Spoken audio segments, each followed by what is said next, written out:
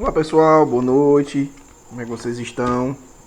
Aqui é o professor Ramon, professor de computação, de informática. Estamos aqui para dar início assim, à nossa primeira aula online, né?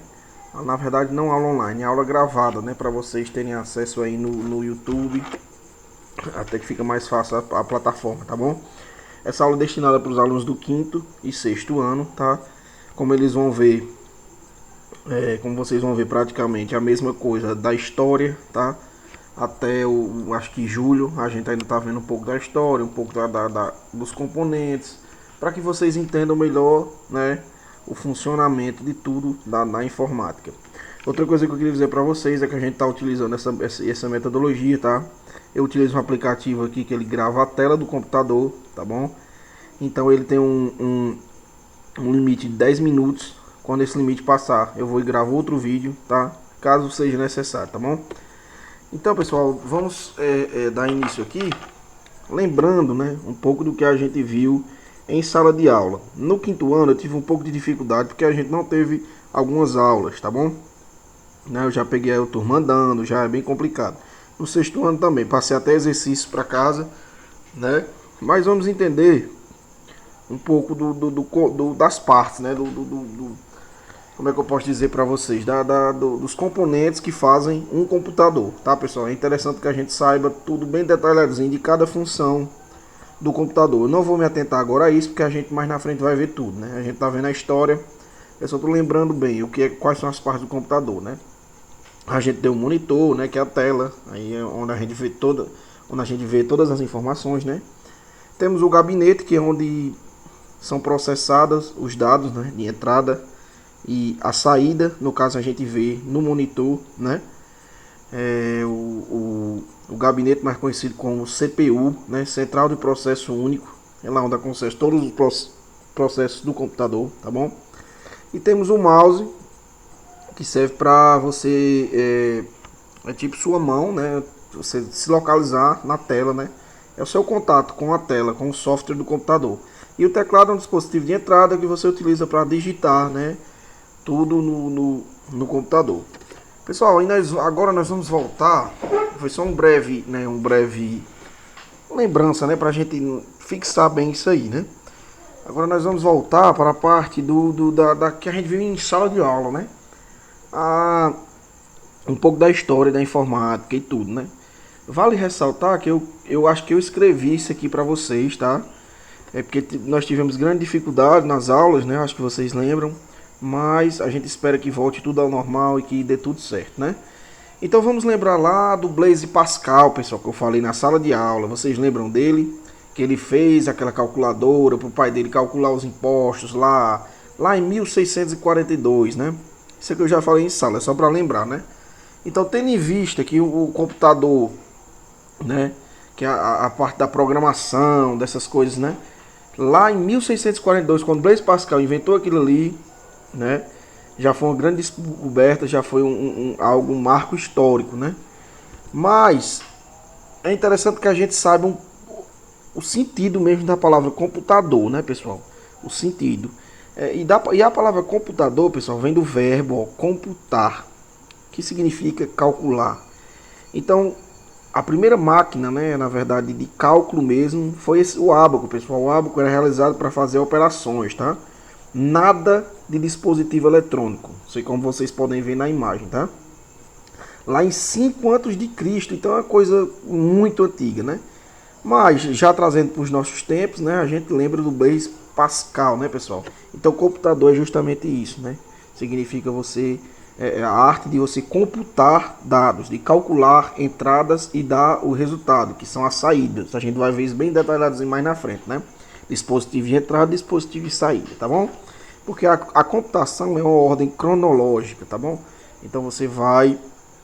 Tudo tem seu tempo para você ir aprendendo. Para que você não aprenda algo agora e depois não saiba o que está aprendendo, né? Porque você não aprendeu aquela coisa primeiro, né?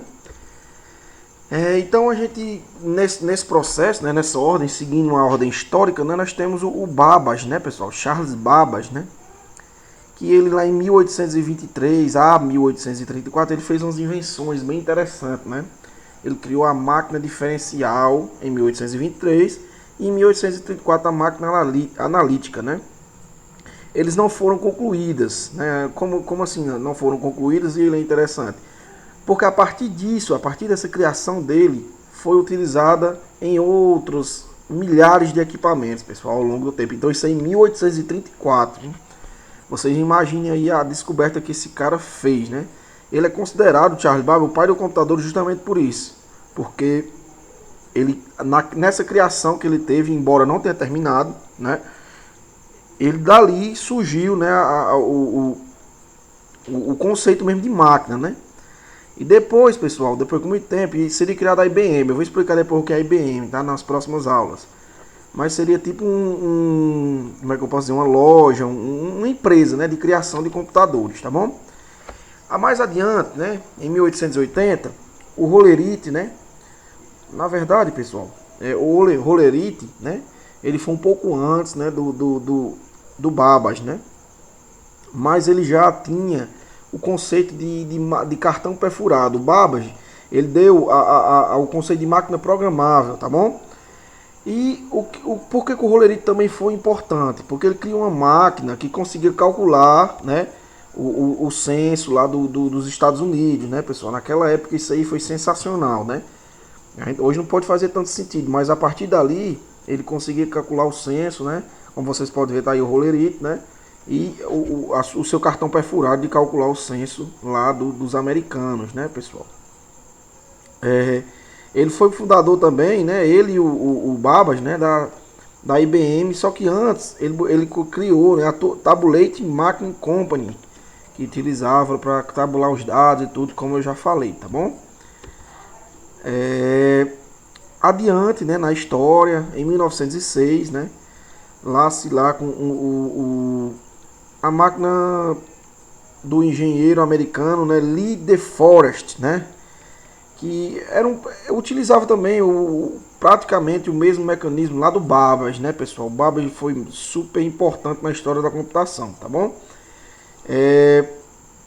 Só que ela tinha uma ligação entre comunicação e armazenamento de dados, né, porque antes não tinha. A de Babbage já não tinha, né? Então já foi um avanço aí, né, pessoal? A computação, como tudo hoje é assim, né? Tudo hoje tem um avanço. A computação veio também com um avanço, né? Vai avançando e vai melhorando, né? E lá em 1946, já agora próximo aos nossos anos, né? Foi criado o primeiro computador eletrônico mesmo, pessoal. O eletrônico, que você poderia se comunicar, o eletrônico, né? Que no caso foi o ENIAC, pessoal. Muito conhecido. Para vocês terem noção, ele pesava 30 toneladas. Isso precisava ser armazenado num prédio, né? Ele tinha 16 mil válvulas, ó, em uma sala com 180 metros quadrados, pessoal. Isso é muito grande, né? Ele foi utilizado, infelizmente, a fins de guerra, né? Vocês sabem que a maioria dos computadores naquela época era para fim de guerra, né? E como ele diz aí, ó, ele tinha o principal objetivo era tábuas de bombardeamento e disparo, né?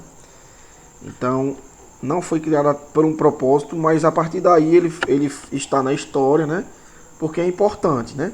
Tá aí o ENIAC, pessoal. Ele não era tão viável porque ele queimava muito as válvulas dele, tá bom? Ele queimava bastante suas válvulas. Aí, com o tempo, eles mudaram essa realidade, que eles trocaram as válvulas por outro componente, tá bom? E outro computador que também foi utilizado pelos nazistas, né? Para fim de guerra também, né? Só que aí você já pode observar com menos válvulas, né? 2.500 válvulas apenas. Foi o computador Colossus, pessoal. O computador Colossus, ele utilizava a lógica booleana, tá bom?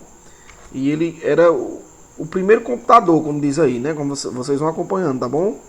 Ele diz aí que o primeiro computador eletrônico digital programável, né? Bem interessante aí o Colossus, também utilizado para fim de guerra, tá bom? Olha como ele era bem menor, tá vendo aí na foto aí? Bem menor do que o ENIAC, né? Pessoal, então foi uma aula apenas para a gente fixar, né, um pouco dessa história da computação, né? E o nosso tempo está acabando aqui, mas eu queria deixar o exercício aqui para vocês, tá bom? Eu vou enviar o exercício em PDF. Peço que se tem alguma dúvida, falem comigo no WhatsApp, tá bom? E estou à disposição. Se a aula não ficou tão interessante, pode dar o feedback também lá no WhatsApp. Até mais, pessoal. Boa noite.